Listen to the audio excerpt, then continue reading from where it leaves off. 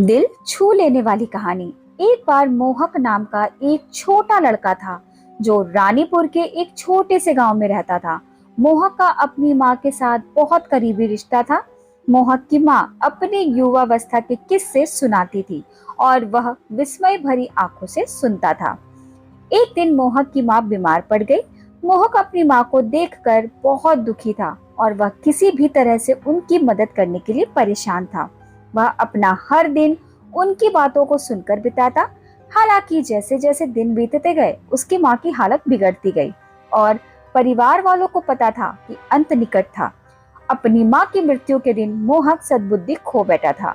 उसे लगा जैसे उसने अपने जीवन का एक टुकड़ा खो दिया है और कुछ भी नहीं कर सकता। वह समझ नहीं पा रहा था कि उसकी माँ को क्यों जाना पड़ा और जीवन इतना क्रूर क्यों है। दिन हफ्तों में बदल गए और मोहक ने अपनी माँ की मृत्यु के कारण अपने आप को सबसे दूर कर लिया था। उसने खुद को अपने परिवार और दोस्तों से अपने को दूर हटते हुए पाया।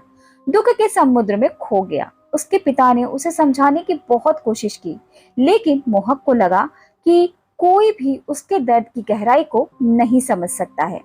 एक शाम, जैसा कि मोहक अपने बेडरूम की खिड़की से बैठा था, उसने आसमान में एक तारा टूटा हुआ देखा। उसने अपनी आंखें बंद कर ली और एक इच्छा बनाई, एक इच्छा कि वह अपनी माँ के साथ फिर से हो सके। अपने आश्चर्य के लिए उसने अपने चेहरे पर एक कोमल हवा महसूस की और जब उसने अपनी आंखें खोली तो उसने अपनी माँ को मुस्कुराते हुए देखा। मोहक को फिर से अपनी माँ को देखने के लिए बहुत ज्यादा खुश था।